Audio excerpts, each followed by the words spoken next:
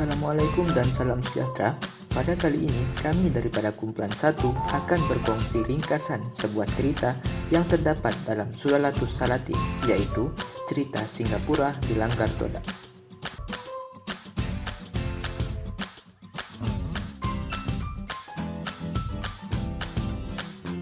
Sebagai pengenalan, menurut Nur Azimah Zakaria 2005, sejarah Melayu atau Sulalatus Salatin merupakan sebuah genre sintesis yang baik.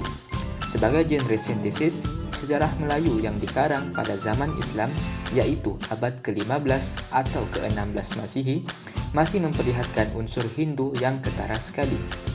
Sejarah Melayu merupakan karya warisan bangsa Melayu yang dianggap sebagai par excellence oleh ramai sarjana moden, barat, dan juga Melayu.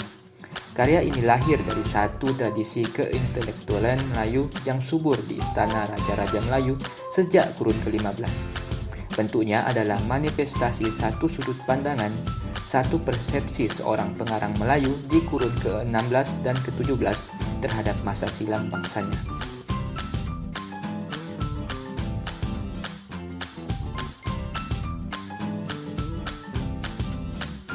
Sebagai permulaan, Melaka diasaskan pada tahun 1400 oleh Parameswara yang merupakan seorang putra raja berasal dari Palembang, Sumatera. Ketika itu, Palembang berada di bawah naungan kerajaan Majapahit. Parameswara telah cuba membebaskan Palembang daripada Majapahit, namun telah gagal. Setelah itu, Parameswara telah melarikan diri ke sebuah negeri bernama Temasi, yaitu nama lama bagi Singapura, bersama kaum keluarganya dan juga pengikutnya. Maka dari sinilah bermulanya pelbagai peristiwa dan cerita yang unik seperti cerita Singapura di Langgar Todak ini yang dijadikan sebagai peringatan sejarah di alam Melayu.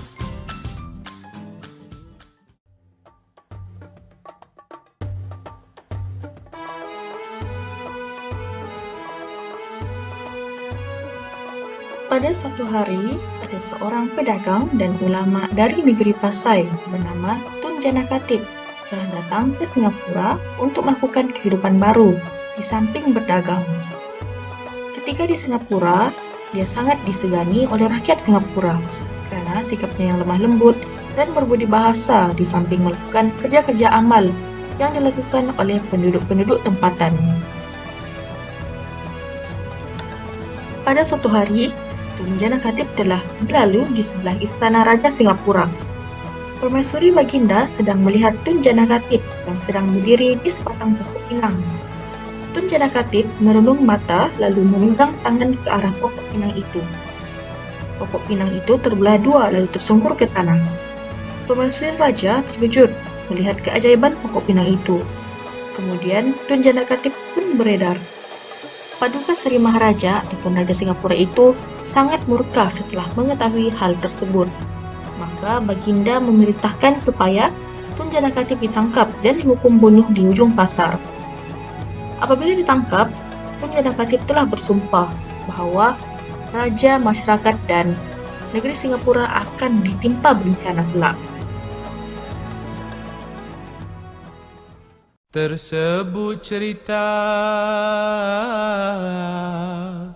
dahulu kala, kisah terjadi di Singapura. Todak menyerang, tidak terkira, membunuh rakyat tidak berdosa.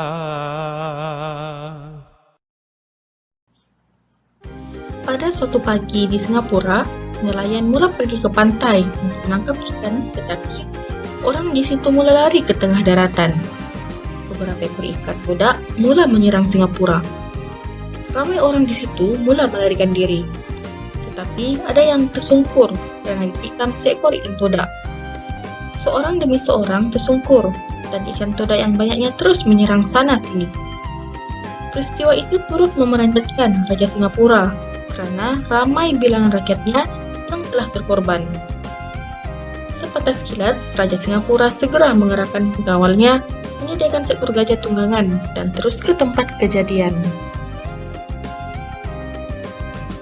Di kawasan pantai terdapat banyak mayat yang terdampar, dan Baginda pun berpikir untuk meminta rakyatnya supaya berkumpulkan betis mereka. Namun usahanya gagal. Seorang demi seorang daripada rakyatnya mati ditikam oleh ikan todak. Semua orang takut dan tiada harapan lagi kerana sekaligus takut dimurkai oleh Paduka Seri Maharaja sebagai penerhaga kepada raja. Tiba-tiba muncul seorang budak pintar mencadangkan agar menggunakan batang pisang sebagai benteng pertahanan. Mendengar cadangan itu, Paduka Seri Maharaja pun mengerahkan rakyatnya untuk mencari batang pisang dan menjadikan ianya sebagai benteng pertahanan daripada serangan ikan todak. Tidak lama kemudian, kebanyakan ikan todak telah menyerang semula dan akhirnya ikan todak telah tersangkut pada batang pisang. Rakyat Singapura yang melihat kejadian itu disambut dengan penuh kegembiraan dan sorakan penuh.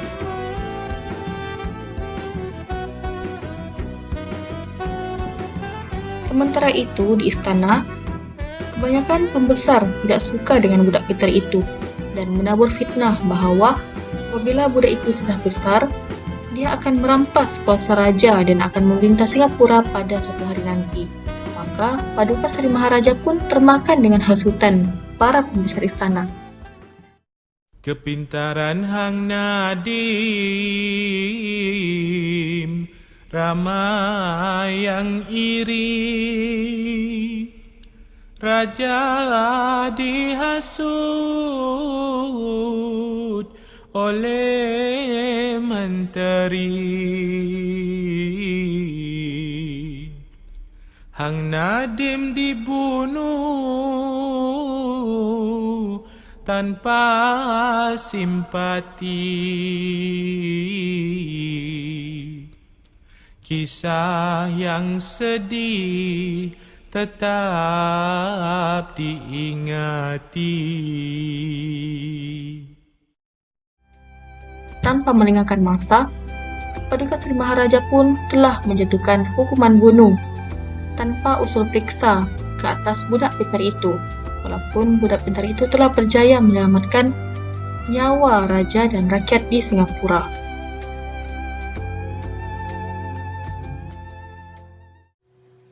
Sebagai kesimpulannya, cerita Singapura dilanggar todak ini menunjukkan sikap para pembesar yang ego dan sombong. Hal ini kerana para pembesar tidak dapat menerima hakikat terdapat seseorang yang lebih pintar dan mereka telah berprasangka buruk bahawa kekuasaannya akan dirampas oleh seorang budak kecil apabila dia besar kelak. Kedua, ialah sikap seorang raja yang menghukum tanpa usul periksa. Seharusnya dalam sesebuah kerajaan ataupun negeri, sikap keadilan sangat penting. Seorang raja perlu menjeliti terlebih dahulu setiap perkara yang telah diusulkan oleh masyarakat supaya tidak salah faham dalam menjatuhkan sebarang hukuman terhadap seseorang.